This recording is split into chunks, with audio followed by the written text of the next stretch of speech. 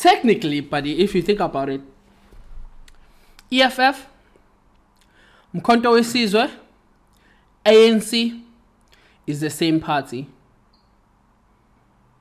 Yeah, in technicalities. Yeah, it's the same party. These are factions of that party, right? The people that were demoted in the ANC have formed their own parties against the ANC. MK with Zuma is standing on the position that they are technically, as we are saying, we're using technicalities, with the name also Mkhonto weSizwe, it's on purpose. Basically, Zuma is trying to say they are the real ANC now. You see, the African National Congress, as we know it, is captured and gone. So the African National, exactly, and the symbolism of what is African National Congress is MK. In terms of the history, MK is a symbol, a big symbol of African National Congress. I mean, given that it is the army of the African National Congress. So him opening a party, calling it MK, it symbolizes the essence of the ANC. So he's making he's trying to take away credibility from this ANC and giving credibility to the MK as the actual ANC. Because he's defeated in the actual ANC with the other people that are in position, they are able to vote him out. So he's willing to bet himself on the people siding with him, rather than the people that are judging him within the ANC, right? So that's what he's doing. So Zuma is trying to save the ANC on the other side. He didn't really mean to open a party. That's how I feel about it. It's just that now the ANC is beyond his capabilities to catch it and bring it back. So he's trying to capture them on the other side. That's why he's appealing. He's on appeal right now to be a member of the ANC. See, now with that being said, this guy, Floyd, there is no ways, JC, that he doesn't know. Like, that's the MK is standing on an old man. Like, what future can you talk with an 82-year-old man? What future? No one is 82 and talk about the next 50 years. The fuck? What future are you talking to someone who's 82? Like, bro, like, you can't even talk about the next 10 years because you might be shitting yourself in the next 10 years, bro. If you are still alive. I mean, what can you talk about with an 82-year-old about future? Like, we already know, I can tell you right now that what's most likely to happen is that when Zuma is gone, because he is going to die like all of us, as I said, they will fight, which I would, I repeat this, which I would assume that Floyd is aware of. I'm imagining what angle is he going for in that case. It's difficult for him as a new member, technically in the MK. It will be difficult for him to even fight for a leadership position. Yeah, because right now he's in the leadership position with Zuma's courtesy. You know? Okay, another person, Mkhwebane, just joined him from the EFF.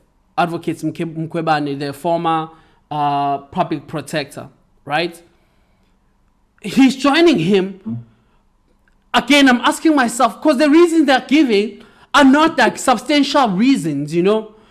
But it's very hard for me to say, because I know, like for me, it's too far-fetched now to say there's anything that maybe the EFF is trying to still Shonu Zuma, they take their members, go. I have no fucking idea.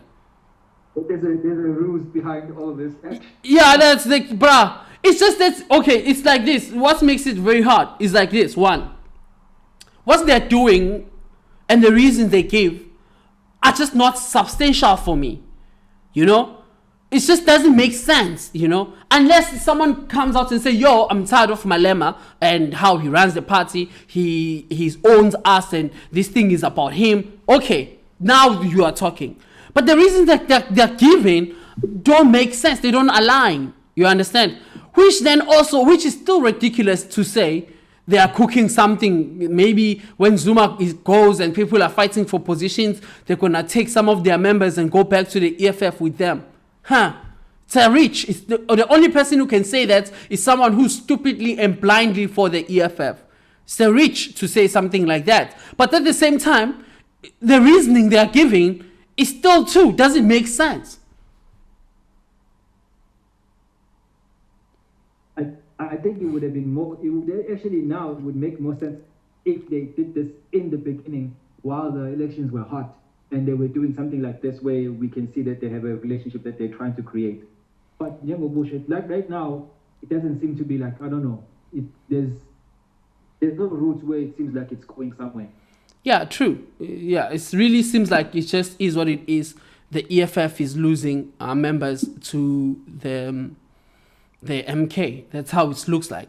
Like there's no other way around it. It looks like that, and it is that actually. The EFF is losing the essence of itself, and that part is going to the MK. It's very difficult to accept, but I mean, it is what it is.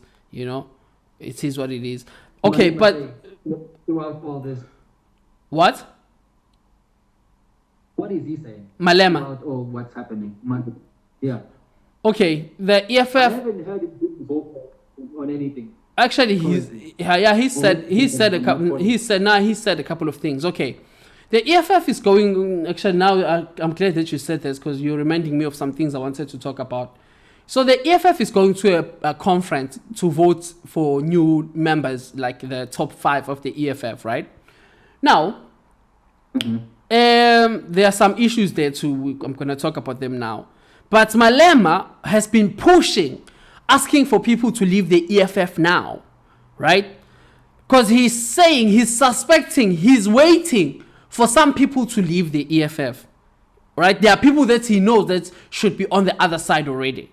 But the problem is, he feels like those people are only waiting for the conference in the EFF to see where they are, what are their positions. And then once they discover what's their position, then they will make choices to leave the EFF. You see?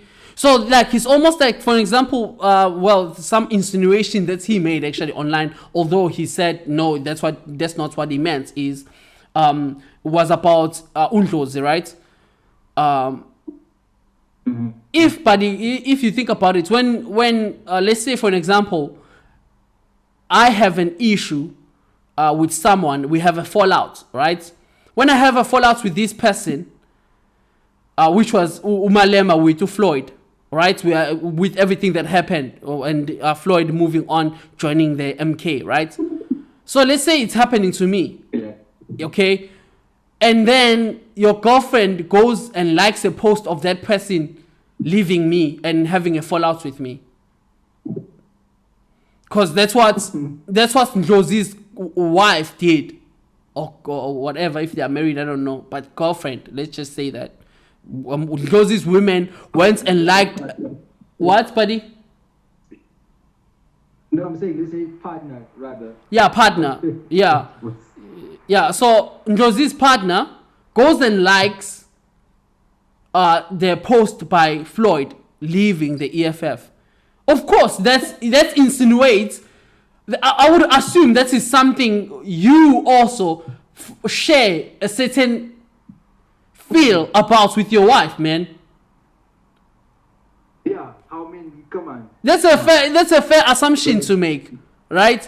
So Malema went and made that insinuation, right? That there are some people that I know are here, but they are not really with us, but they are only with us for now. It's almost like they're trying to see what they're going to get on the conference, what will be their position on the conference, the results. They're waiting for that to make decisions. So in other words, if I don't get the position that I want, and maybe I get a lesser off position or lower position, and then I can make decisions as to where do I want to go, if I want to go or I want to stay based on what I'm going to get in the conference.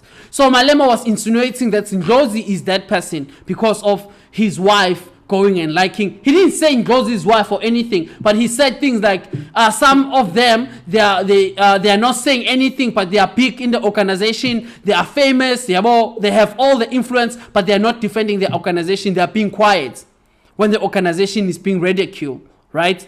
And you don't have to look at them. Just look at people around them. Look at their wife, their family members. What are they liking? What are they following? You see, that insinuates that Malema is talking about Ndlozi, because it's Ndlozi's partner who did that.